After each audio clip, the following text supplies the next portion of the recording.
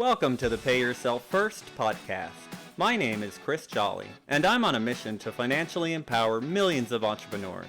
I want you to make and keep more money so that you can begin implementing and turbocharging a plan for creating financial freedom your way during the life cycle of your current business without spending a ton of time or becoming a professional investor. You see, most of the financial teachings out there are made for employees, not entrepreneurs. If you wouldn't listen to someone who doesn't have kids about parenting, why take business financial advice from someone without a business? Are you ready to break free of bad advice and follow the trail of other uncommon entrepreneurs so you can get from where you are now to the lifestyle you were aiming to create when you started your business? Then stick around. Here comes another episode of Pay Yourself First, where the only investment we offer is the one you make in yourself.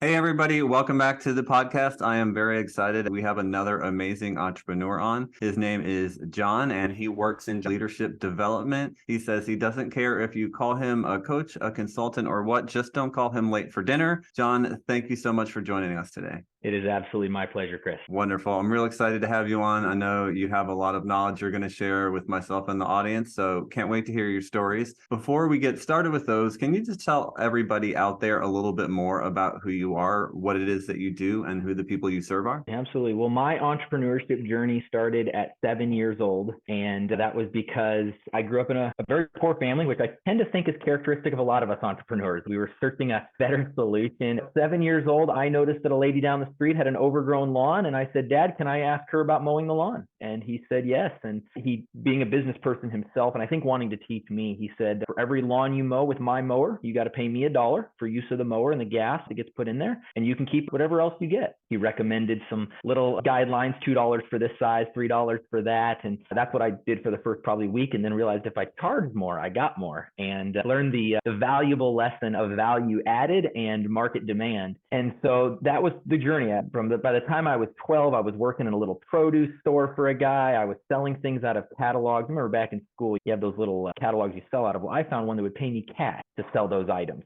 And so worked in that way and sold newspaper subscriptions and really just had that entrepreneurial spirit. Really stepped into leadership at age 12. I was participating in martial arts at that point, and we were waiting for the instructor to arrive who had gotten stuck in traffic, I think. And the parents of the class came up to me and said, "We think you should teach the class." Well, I wasn't the oldest one there. I wasn't the highest ranking one there, nothing. And I said, "Oh, I can't do that. I'm not the sensei." And they said, "We're paying for the class and we asked you to teach. Can you please go ahead and get up there?" And that was my very first foray into leadership. Within a year, I was an assistant instructor. Within a couple of years, I had my own classes. And by the time I was 19 years old, I was teaching over 500 students and was getting ready to step into owning my own martial arts studio. But I wasn't as mature as I thought I was. And unfortunately, at 19 years old, I made a horrible decision, went with some friends and committed a crime. That's just the bottom line. And anybody that wants to know more can find me on my website or whatever. I'm an open book about it, but ended up serving 12 years in prison, which completely transformed me and shook me from an entrepreneur that would do anything to make a buck to really an entrepreneur that valued integrity and really wanting to offer authentic value, not just scrounge up any penny that he could possibly find. And so my character changed. And as my character changed, my desire to impart into others changed. And even though I had been involved in leadership since that age of 12, my leadership dynamically changed as I learned how to be a leader in a hostile environment. And I did everything from creating rehabilitation programs to facilitating ones that were state sponsored and coaching sports, because that's all we have to do in there if you're not being very productive. And then I got out. Thankfully, by grace, I've been able to continue in my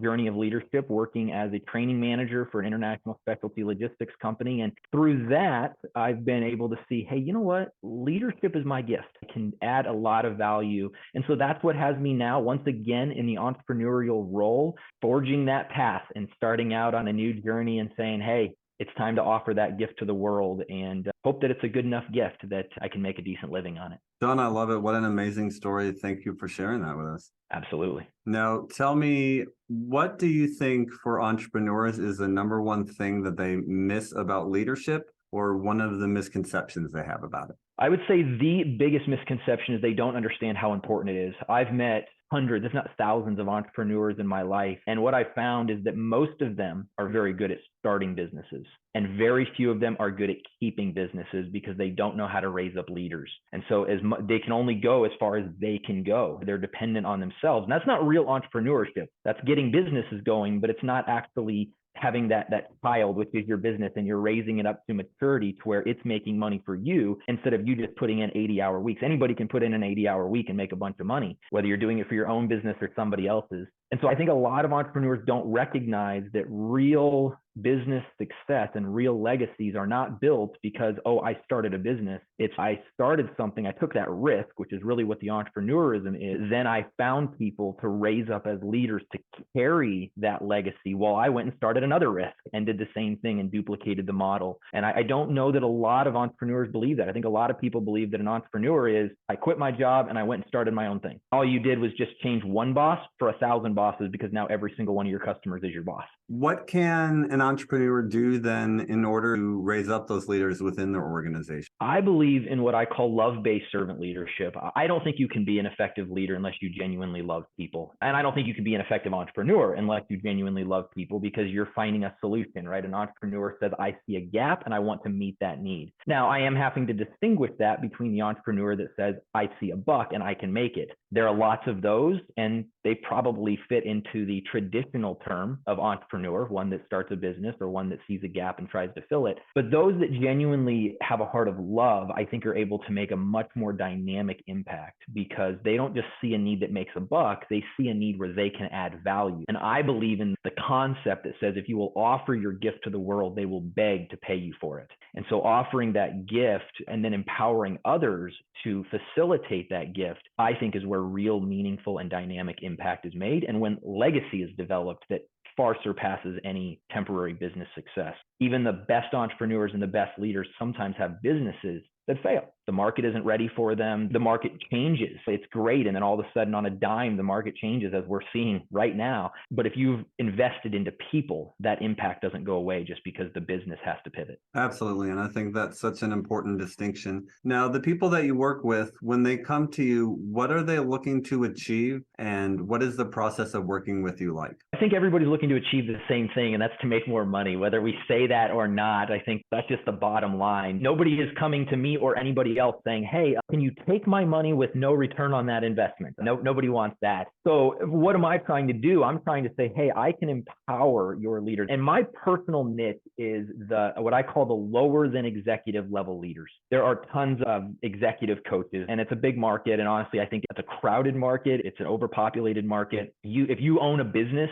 you can't scroll through any social media feed for more than about 5 seconds without seeing something that's going to tell you how you can make $1 million this year. I think most of them are frauds, but that's just the case, right? So my target is not actually the executive level. What I have found personally is that in pretty much every industry, there is a phenomenon that occurs that nobody is really targeting. And that is, somebody is hired, and I'll use a very simple analogy. Someone's hired to be a barista. They're trained to be a barista. They're trained to make coffee. They're trained how to work the cash register or the tablet now. They're trained on how to do these things, and they do really well. I think it's like 10 to 15% of people that are hired to do a job excel in that job. And so the natural course of action is they're doing great, we're going to promote them. And they promote them to a shift supervisor, a team lead, a manager, whatever it is. And nobody can figure out why they don't succeed. And the Peters principle says that people will always be promoted to a position of ineffectiveness in an organization. But I tend to think it's because we don't realize that there is a chasm between super amazing barista and leader of people. And it's not just about being able to make a great cup of coffee. And that's true in the construction world. That's true in the medical world. That's true in the tech world. You can be amazing at something, but unless you're empowered to actually engage with people in a meaningful way, you're not going to be a good leader. And so my target is to say, hey, let me come into your business. Let me empower your lower than executive level leaders so that they can engage with your internal clients, your employees, in a meaningful way. And that will in turn mean that your employees are able to effectively engage with your external clients, which is going to boost revenue, boost employee morale, keep your top talent because they're actually going to feel like they're heard and like they mean something to your organization. And overall, you're going to both save money on recruiting and on advertising and all that, and you're going to make more money because people are going to want to come to yours because of the experience they're going to have. because of the experience of the leadership. Gotcha. And then do they work with you in a one-on-one setting, or you meet with them as a team, or what's that like? That is really at the discretion of the organization. I will work with people one-on-one. That is less of my business model. My business model is more working with a group of team leads, managers, supervisors, whatever. But one of the things that I offer to anybody that is going to come to me for business is I offer a leadership assessment. And so what that does is I can come in, and if you go to my website, you're going to see that I offer a 30-minute raw presentation, a 2-hour, let's get some Q&A. Let's actually talk about what leadership is and different tenets of leadership, a 4-hour, a weekend, all that. But every single one of them includes a leadership assessment. And that's where we get into, okay, I have some packages, but I do not believe in a one-size-fits-all idea. If I'm going to fill a gap, I have to make that puzzle piece fit your puzzle. And so that leadership assessment is going to really let me know, hey, do I need to spend some one-on-one time with your managers? Or do they simply need to be informed that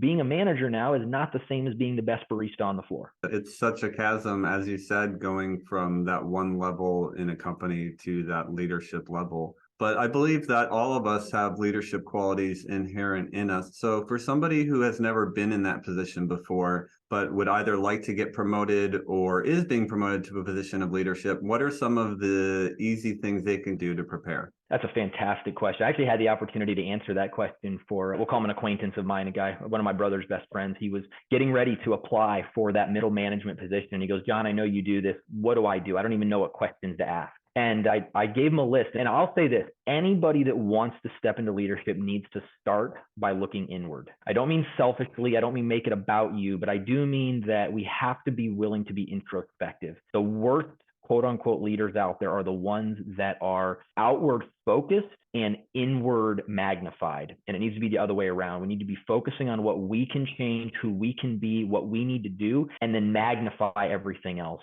I think it was Coach Wooden that said that a leader takes more than his share of the blame and less than his share of the credit. And so if you want to be a leader, start by saying, all right, where are my pitfalls? What can I be humble about? Because that will lay a great foundation. And then when you're ready to apply, or when you are applying, or you're just stepping into it, maybe you own your own business and now you're starting to hire people. Be very cautious against the tendency to be the know-all be-all. I have a series on YouTube that I did on whole person leadership and how when you're engaging with people, it's not just a body in front of you. You might hire your first VA or your first secretary or whatever, and you're thinking, I just need you to type. Just type. Come on, type. The reality is that they're more than the ability to type. That they have mental aptitudes, they have emotional passions, they have spiritual values that they're aligning with, and engaging with those individuals in a whole person capacity is going to make a huge difference. So when we as leaders come at it from the, I know what I'm doing and you will listen to me, we close ourselves off to so many good ideas, and we ruin our opportunities for success because either we're hiring the wrong people because they don't have good ideas and they don't have any value other than to type, and that's the wrong person. You don't want that kind of person in your organization. Or we've hired the right people and we're running them off because we're not giving them the opportunity to really blossom and flourish in the way that they can. And it would help us if we would let them. So true. That's where so many good business ideas come from, is other people within the business on the team. And if you're not open to hearing what they have to say because you think you know better, you can miss a home run of an idea, and then you'll also lose that person and they'll take that idea to somebody else who wants to help them see it executed. You end up with one of two things. If you are open to receiving that, you end up with the 3M, the company 3M with the Post-it note. And many people know that story. It's an easy reference, but Post-it note was discovered by accident. Basically, they were trying to make a very super sticky glue. They failed, obviously, but 3M had a policy that said there is no such thing as failure. If something doesn't work, go put it in the vault and we'll work on that later. We'll see if that can turn into something. And the Post-it note was born from that failure. On the other hand, Kodak had one of their engineers come and bring them the digital camera. And they said, no, that's a terrible idea. No one's I wouldn't even show that to anybody. No one's going to want that. And look at Kodak stock over the last 30 years to see how that's gone for them. It doesn't work. And so those are the two opposites. You're either accepting great ideas and achieving amazing success, or you're shutting great ideas down because you don't think your people are as good as I guarantee you they are. Yeah, 100%. Now, John, I want to turn the conversation a little more to your business. And I want you to imagine that your business is like a hose. And as we know, hoses can get kinked up and it slows off the flow. So if the money in your business is the cash flowing out of the hose, what is your number one kink right now, kind of pinching that flow off? I have a unique situation situation with my business that may or may not resonate with some of the listeners. I have a different consumer versus customer. And I don't know how many people have that, but that makes it difficult to do because my customer is the executive team or potentially the learning and development division of an organization, while my consumer are the lower level managers and supervisors. So for me, that's really difficult to get a company to say, yes, I want to spend money on somebody other than myself or on something other than my own program. And so that provides a nice kink. But I think bigger than that, the big picture of where there might be a kink in my hose, if you will, is helping people understand the long-term ROI. Most companies, if you're selling a product or you are giving a service where you can say, hey, look, within 30 days, you're going to have measurable results, you are at a crazy advantage compared to me because I'm saying, look, give me 30 days and then your managers might be on board and they might start planting seeds that are going to yield results. Now, you look at a 2-year plan and there's going to be dynamic results. But companies struggle with that. They need meaningful results very quickly. And so I'm having to really focus on culture results and say, okay, what can we do as far as a employee engagement survey? What can we do to prove to you that there is value here? Because the monetary value is coming, but you're not going to see a spike in sales because your managers start treating your teams effectively. You're going to see a slow and gradual climb that goes, there's something different about that business. Yeah, it's definitely challenging in those sort of development and educational coaching fields because you don't necessarily know when that ROI is going to come or where it's going to come from. And in that way, it's almost like having a marketing plan, right? You want to put in some money into an ad and then you want 100 people to show up at your website or store tomorrow. But what really happens is it takes you 6 months to figure out what works, what doesn't work, to tweak it and to really reach any kind of resonance with people. Yeah, 100% understand that. Okay, I want to talk about financial freedom now. Tell me what financial freedom looks like to you. Let's say you're at the point in your business where you can delegate every single task that you do and you don't have to show up inside of the business to work if you don't want to. You have all the money you need to create the lifestyle that you've always dreamed of. What are you doing with your time and how does that look? I am a huge believer in the adding of value, which I mentioned already. And so if there's an opportunity for me where I don't have to come to work every day, the chances are I'm still doing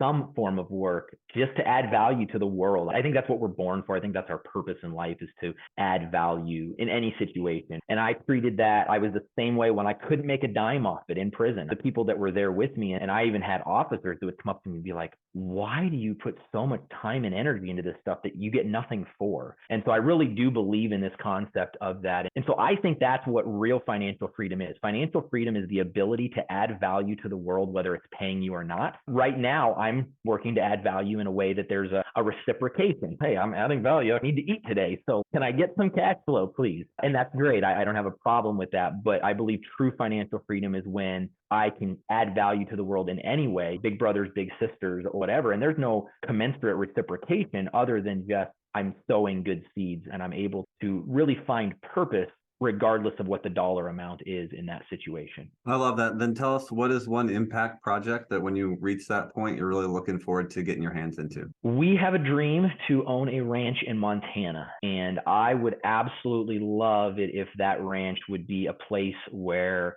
people could come for just resetting. There's a lot of people that have just gone through a lot in their life, and I would love to be able to provide a serene environment, which is what I'm looking for. I can go to your business and work, and then I can go home to my sanctuary. And I would love to make that sanctuary something that is available for people and not for the $5,000 a night sanctuary cost that some of these cost, right? Creating a situation maybe for those that have lost parents, for those that are really struggling in life. And sometimes you just need an opportunity to go and be in the woods and be with the animals and enjoy yourself. And I think it would be really neat to have the horses and the cattle and all that stuff that a ranch involves and make that a place where people can heal. That does sound really neat. I look forward to visiting someday. I would love that. Very cool. Super cool. Okay. Now tell me, in your business, what is the one initiative you're really looking forward to achieving this year, or something that you really want to get done by the end of the year? Despite everything I've said, there are some monetary goals. We are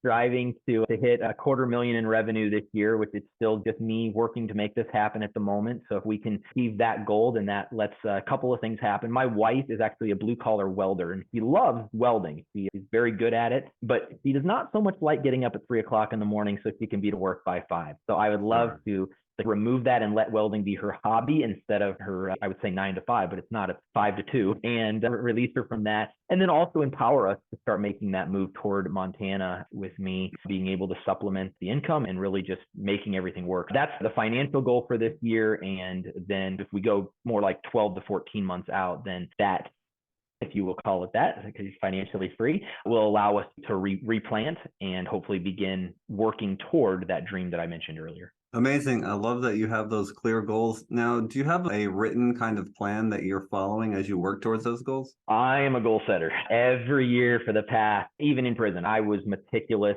30-minute blocks. I'm one of those weirdos that if I have a list of things to do and I do something that's not on the list, I write it onto the list so that I can cross it off. So I'm a list maker. I'm a goal setter. Every year, or right at the end of one year before the next year starts, I set a list of all my goals, and I use a rendition of SMART goals. Most people are familiar with SMART goals, but basically it's just a set of goals that can be measured and are time-based and are realistic and all that. And I set those, and then I break it up into quarters and then months and then weeks. And so I know, for example, one of the things I prioritized this year is some balance mechanisms of meditation and stretching. That was not something that I was making part of my life last year. I recognized that there was some imbalance, and so I wanted to incorporate that. I set some goals, and I know that as long as I spend 10 minutes a day doing each, doesn't take a lot of time, I can achieve a huge amount of additional meditation and whatnot. Reading the same way. I set a goal of 3,000 pages of reading. Seems like a lot. It's not. It's 10 pages a day. That's it. It's a very achievable goal. I have everything written out and what I needed to do in each quarter and what I need to do in each month. And actually, when you found out about me, I had put in do 5 podcasts before the end of May. And this is part of me achieving those stated goals. Awesome. I love that you have those and that you follow it. I sound a lot like I've got a similar thing going on. The 12-week year.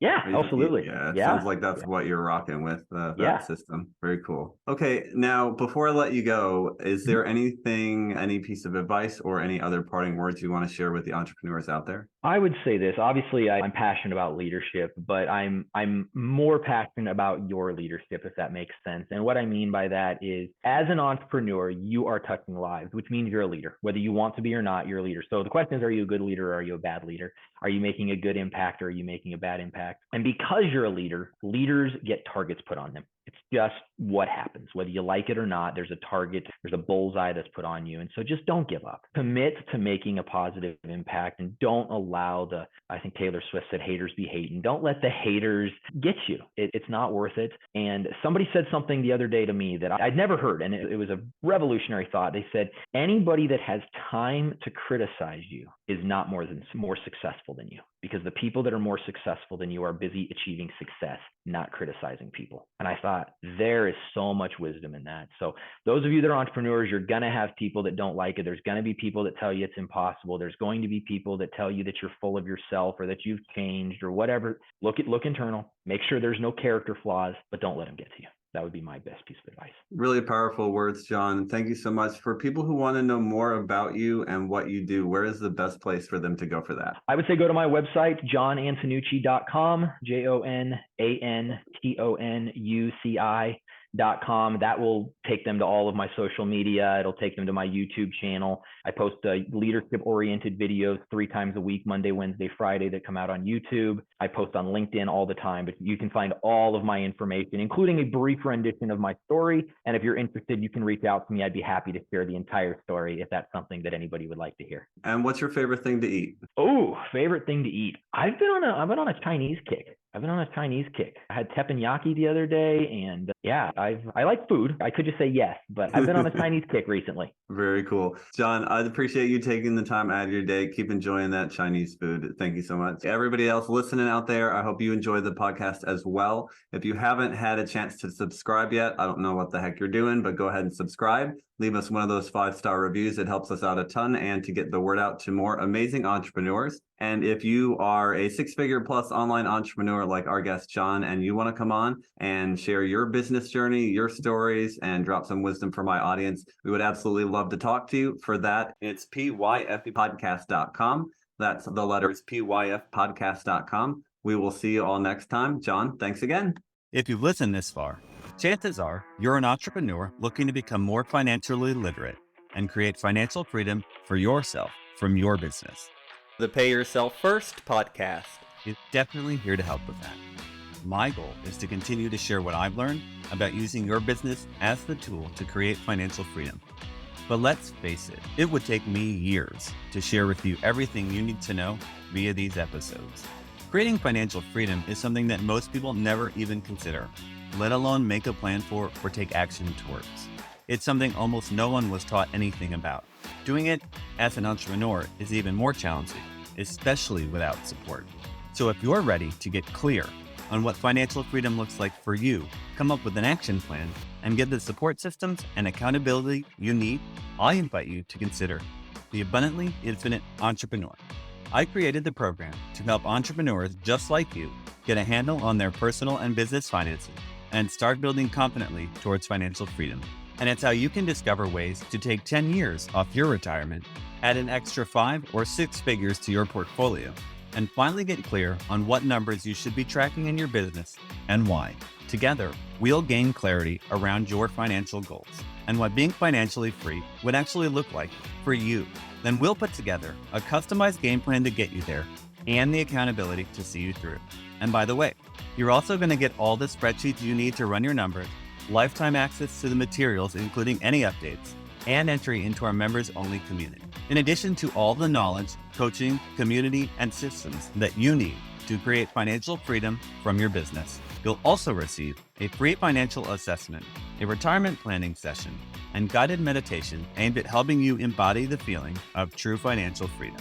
So yeah, you can just listen to the free content on these podcasts to help you move towards becoming a financially free entrepreneur.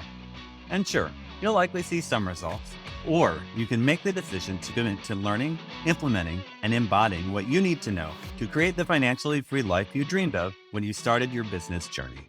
Click the link in the show notes to answer a quick questionnaire, and you'll be on your way to joining the Abundantly Infinite Entrepreneur.